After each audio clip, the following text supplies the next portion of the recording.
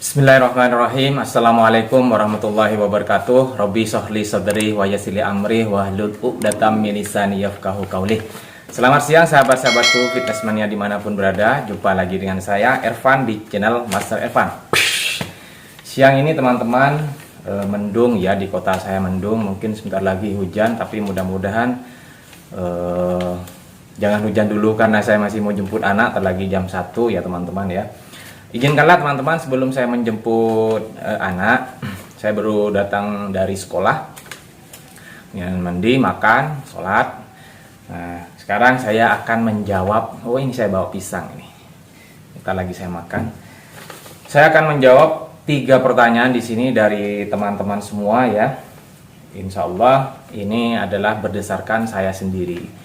Berdasarkan pengalaman dan juga apa yang saya pahami nih teman-teman. Boleh teman-teman nanti cari sumber referensi yang lain boleh. Dan tadi barusan saya sudah upload video cara membesarkan traps ya, itu di tempat gym.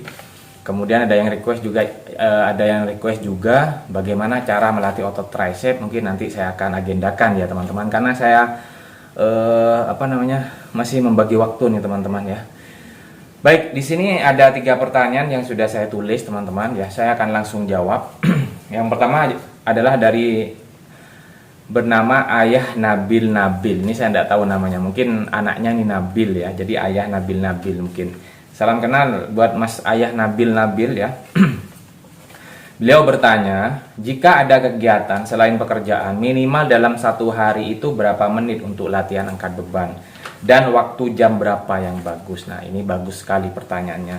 Jadi jika ada kegiatan selain pekerjaan, nah beliaunya ini dalam 1 hari ini bertanya berapa menit sih untuk latihan angkat beban. Nah, menurut saya nih ya Mas Ayah Nabil ya, latihan angkat beban dimanapun, entah mau di tempat gym ataupun di rumah saja ya, kita ambil paling lama itu sudah 45 menit. 45 menit itu sudah mencakup semua komponen otot-otot tubuh kita, otot tubuh besar kita dan juga otot-otot kecil kita itu juga sudah secara keseluruhan lah sudah, itu sangat maksimal 45 menit. Itu sudah ditambah dengan istirahat kita, rest kita antara 30, 40 sampai 90 detik itu sudah istilahnya per exercise, per latihan. Jadi per exercise latihannya itu kan ada 4 set teman-teman ya. Mungkin kalau misalkan ambil 4 set tinggal ngitung. Jadi waktu yang maksimal itu adalah 45 menit. Kalau misalkan Mas Ayah Nabil ini ada waktu untuk 1 jam latihan, anggap 1 jam, 45 menit otot besarnya, misalkan latihan chest, ya sudah fokus untuk chestnya. Nah, 15 menitnya boleh latihan otot-otot kecilnya, entah itu tricep, entah itu bicep, entah itu abs, ataupun juga mungkin calvesnya, otot istisnya dilatih, silahkan. Kardio juga boleh, sangat-sangat boleh. Jadi itu adalah waktu yang sangat efektif.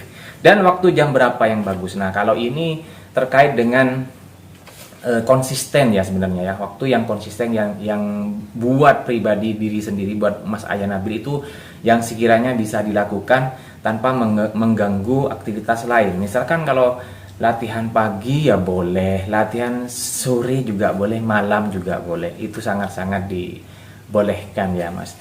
Tapi kalau misalkan latihan malam, jangan terlalu malam lah, jangan terlalu sampai mendekati jam 10. Paling malam sudah jam 9 lah, paling malam. Nanti saya ketersambungannya dengan siapa nih latihan tadi ya. Ada yang bertanya ya.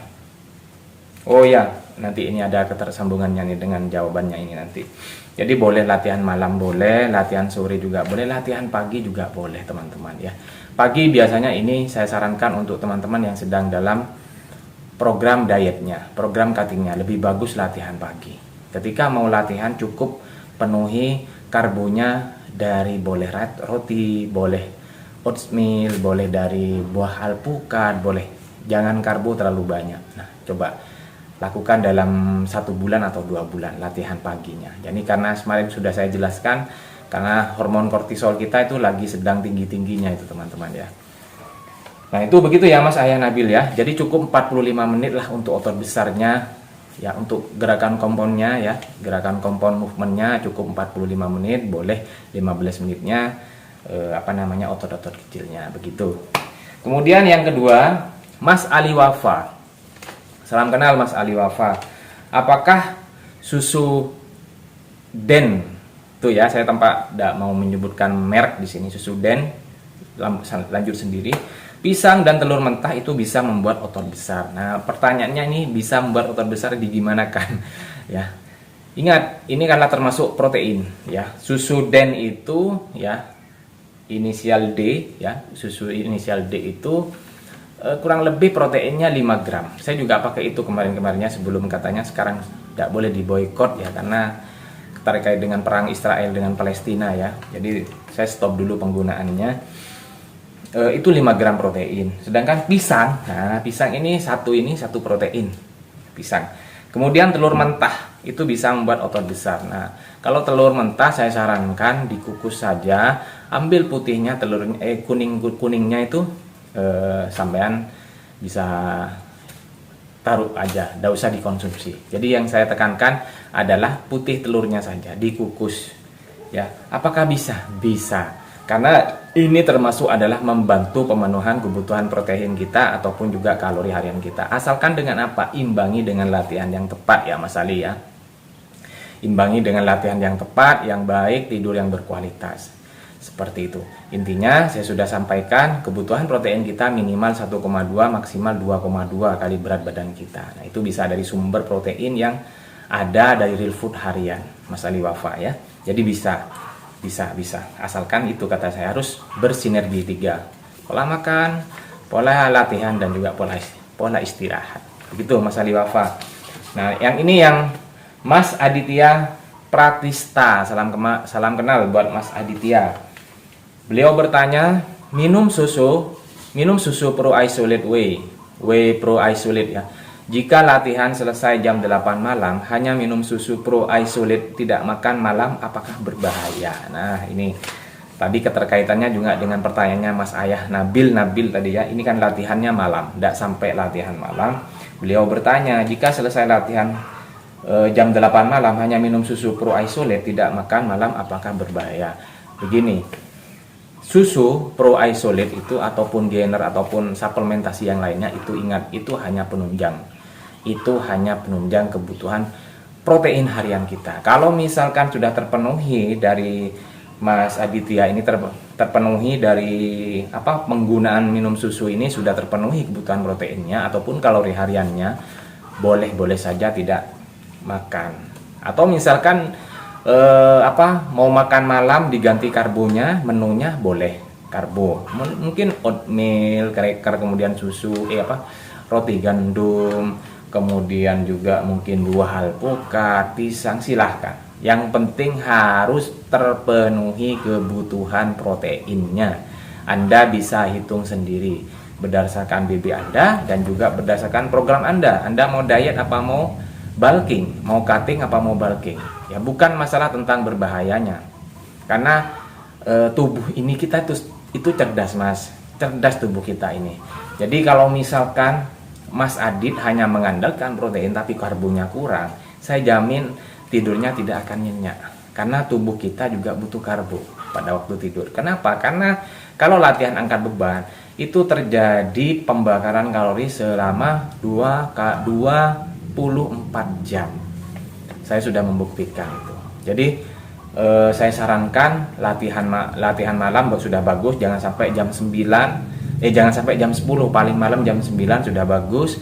Kemudian kalau bisa setelah latihan ya masukkan ya, ini sudah minum susu isolate-nya dan juga boleh makan karbo dengan low carb-nya boleh ya, jadi karbo rendah ya, boleh saja. Asalkan jangan langsung hanya mengandalkan ini, tidak bisa. Sekali lagi susu, whey ataupun suplementasi lainnya itu tidak bisa menggantikan yang namanya real food, yang tidak bisa menggantikan kebutuhan real food harian.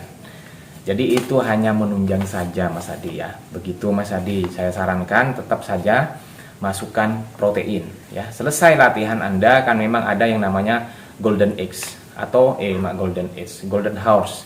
Jadi masa emas atau jam emas, di mana pada waktu kita latihan itu kita benar-benar membutuhkan protein yang bagus, high protein. Masukkan sudah Pro Isolate-nya. Setelah itu boleh makan dari protein, misalkan daging ayam, misalkan juga telur, tahu, tempe, tidak masalah, nasinya sedikit. Nah, seperti itu Mas Aditya ya.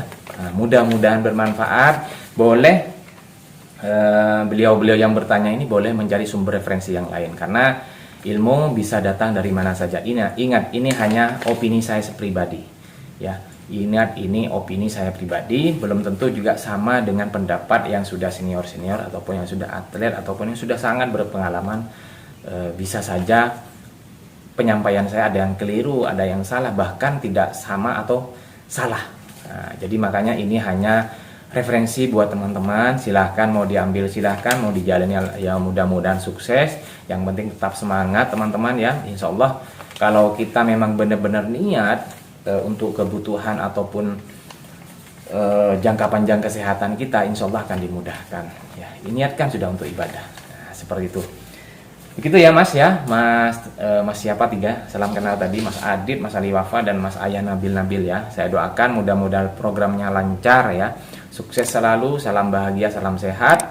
Tetap dukung channel saya dengan cara subscribe, Mas Levan, like, comment, dan share sebanyak-banyak. Saya akhiri. Assalamualaikum warahmatullahi wabarakatuh.